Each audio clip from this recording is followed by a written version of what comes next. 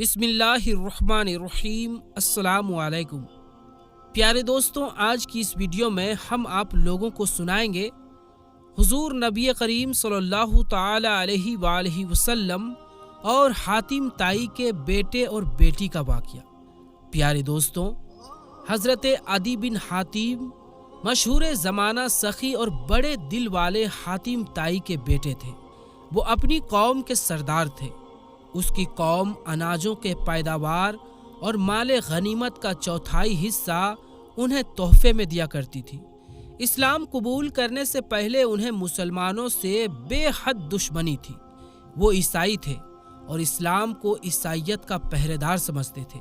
سردار ہونے کی وجہ سے حضور نبی کریم صلی اللہ تعالی علیہ وآلہ وسلم کا مرتبہ اور رتبہ ان کی آنکھوں میں کھٹکتا تھا۔ ان کی سازش سے یمن کے قبیلہ تیہ نے بغاوت کی۔ حضرت علی رضی اللہ تعالی عنہ ان دنوں یمن کے گورنر تھے۔ انہوں نے اس بغاوت کو ختم کیا اور بغاوت کرنے والوں کو گرفتار کر کے مدینے بھیج دیا۔ ان میں عدی کی بہن صفانہ بنت حاتم بھی تھی۔ حاتم طائی کی بیٹی جب قید ہو کر بارگاہ رسالت صلی اللہ علیہ وآلہ وسلم میں آئی تو اس کا دوپٹہ تھوڑا سا سر سے کھسکا ہوا تھا۔ سر کے چند بال یا ایک بال نظر آ رہا تھا۔ حضور نبی کریم صلی اللہ تعالی علیہ وآلہ وسلم نے حضرت عمر رضی اللہ تعالی عنہ کو فرمایا، عمر، بیٹی کے سر پر دوپٹہ دو۔ حضرت عمر رضی اللہ تعالی عنہ نے کہا، یا رسول اللہ صلی اللہ علیہ وآلہ وسلم، یہ کافر کی بیٹی ہے۔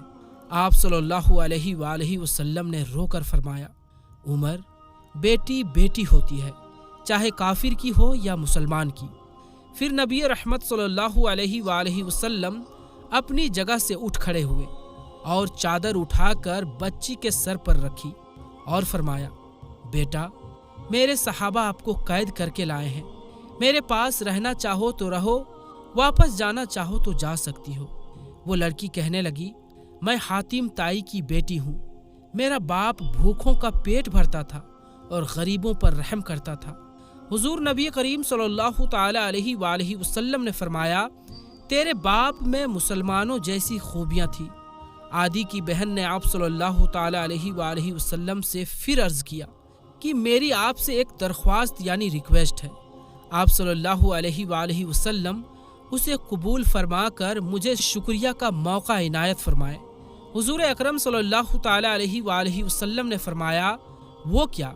عدی کی بہن نے کہا، میرے باپ کا انتقال ہو گیا اور میرا بھائی یعنی عدی بن حاتم مجھے چھوڑ کر بھاگ گیا۔ آپ مجھ پر احسان فرمائیں یعنی آزاد کر دیں۔ اللہ تعالیٰ آپ پر احسان فرمائے گا۔ میرا بھائی آپ کی فوج سے خوف زدہ ہو کر ڈر کر شام کے علاقے میں بھاگ گیا ہے۔ آپ مجھے اجازت دیں کہ میں اسے لے آؤں، اور آپ صلی اللہ علیہ وآلہ وسلم اس کے لیے ایک امان نامہ لکھ دیجئے۔ یہ سن کر حضور صلی اللہ علیہ وآلہ وسلم چپکے سے چلے گئے اور کچھ جواب نہیں دیا۔ دوسرے روز پھر آپ کا وہاں سے گزر ہوا تو پھر اس نے وہی درخواست دہرائی۔ آپ صلی اللہ علیہ وآلہ وسلم نے فرمایا، تم جلدی کیوں کرتی ہو؟ جب تمہارے علاقے سے کوئی آئے گا جس پر تمہیں بھروسہ ہو، اس کے ساتھ چلی جانا۔ چنانچہ کچھ روز بعد ان کے رشتہ داروں میں سے کچھ لوگ آئے۔ عدی کی بہن کہتی ہے کہ میں نے حضور نبی کریم صلی اللہ تعالی علیہ وآلہ وسلم سے کہا کہ میرے رشتہ داروں میں سے ایسے لوگ آ گئے ہیں جن پر مجھے بھروسہ ہے۔ یہ سن کر آپ صلی اللہ علیہ وآلہ وسلم نے میرے لیے کپڑے کے جوڑے بھیج دیے اور راستے کا خرچ اور سواری کا انتظام بھی کر دیے۔ میں اپنے رشتہ داروں کے ساتھ بھائی کے پاس پہنچ گئی۔ عدی فرماتے ہیں کہ میں اپنے بال بچوں میں بیٹھا ہوا تھا کہ دور سے مجھے کچھ سواریاں نظر آئی۔ دیکھتا کیا ہوں کہ میری بہن آ رہی ہے۔ وہ ابھی سواری سے اتری بھی نہ تھی کہ مجھے برا بھلا کہنا شروع کر دیا کہ تو بڑا ظالم ہے، رشتوں کو برباد کرنے والا ہے، اپنے بال بچوں کو اٹھا کر لے گیا اور بہن کو یہیں چھوڑ گیا۔ چونکہ باتیں سچ تھی اور میرے پاس کوئی بہانہ بھی نہ تھا، میں بہت شرمندہ ہوا۔ میں نے کہا، مجھے معاف کر دے۔ پھر میں نے اپنی بہن سے رسول اللہ صلی اللہ علیہ وآلہ وسلم کے بارے میں پوچھا۔ انہوں نے کہا کہ میرا تو خیال ہے کہ تم جلدی ان کی خدمت میں حاضر ہو جاؤ۔ اگر وہ نبی ہے تو تمہیں جلدی پہل کر لیں گے، تمہارے اوپر دھیان دیں گے، اور اگر وہ بادشاہ ہیں تو تمہاری عزت میں کوئی فرق نہیں آئے گا۔ عدی کہتے ہیں میں نے کہا ٹھیک ہے، اور میں گھوڑے پر سوار ہو کر مدینے پہنچ کر مسجد نبوی میں داخل ہوا۔ آپ صلی اللہ علیہ وآلہ وسلم مسجد نبوی میں تشریف فرما تھے۔ میں نے سلام کیا۔ آپ صلی اللہ علیہ وآلہ وسلم نے فرمایا، عدی بن حاتم ہو؟ آپ مجھے اپنے ساتھ گھر لے چلے۔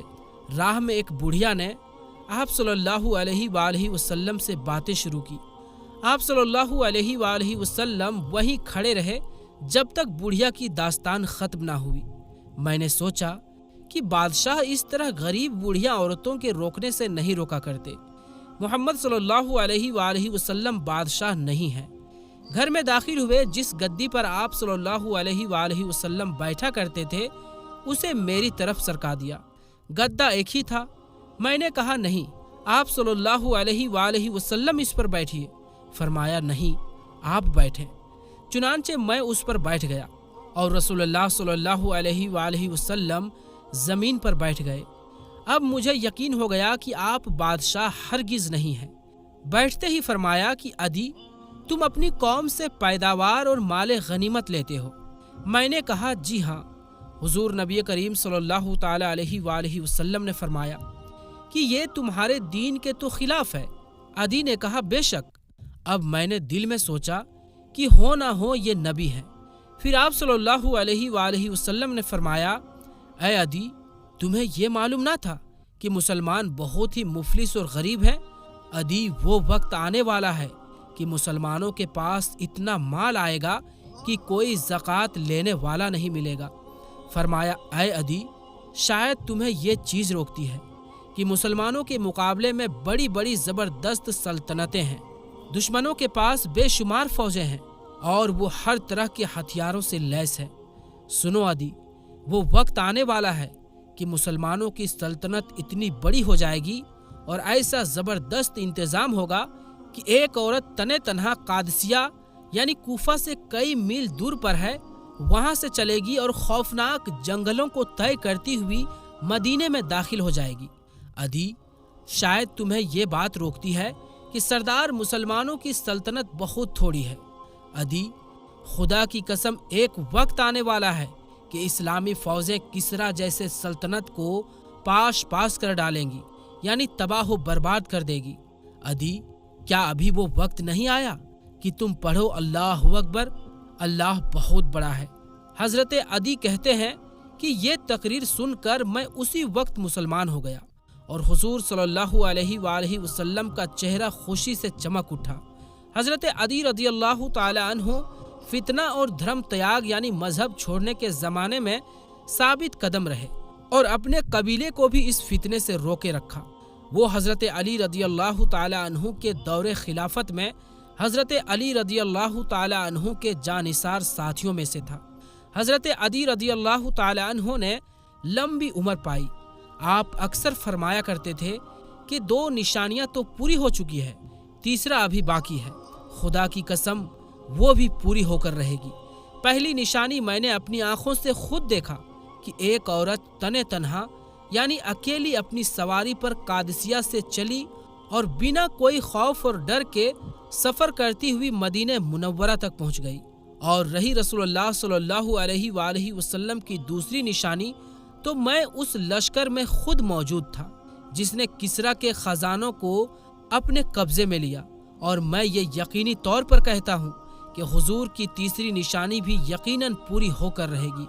اللہ تبارک و تعالی نے اپنے پیارے نبی صلی اللہ علیہ وآلہ وسلم کی پیش گوئیوں کو سچا کر دکھایا، اور تیسری نشانی حضرت عمر بن عبدالعزیز رحمۃ اللہ علیہ کے دور خلافت میں پوری ہوئی، جب مسلمانوں کے پاس مال و دولت اس قدر زیادہ ہو گئی تھی کہ زکوٰۃ لینے والا کوئی محتاج و مفلس یعنی غریب نہیں ملتا تھا۔ تو پیارے دوستو، ہماری آج کی اس ویڈیو میں بس اتنا ہی۔ ہم یہ امید کرتے ہیں کہ ہماری آج کی یہ ویڈیو آپ کو ضرور پسند آئی ہوگی۔ اگر ویڈیو پسند آئی ہو تو ویڈیو کو لائک کریں، اور اس ویڈیو کو اپنے دوستوں رشتہ داروں میں زیادہ سے زیادہ شیئر کریں، اور اگر آپ نے ابھی تک ہمارے یوٹیوب چینل عالمی جنکشن کو سبسکرائب نہیں کیا ہے تو ہمارے چینل عالمی جنکشن کو بھی سبسکرائب کر لیں اور ساتھ میں لگے بیل آئیکن پر بھی ضرور کلک کر دیں۔ تو دوستوں انشاءاللہ ملیں گے پھر کسی نئی ویڈیو کے ساتھ، تب تک کے لیے السلام علیکم، اللہ حافظ۔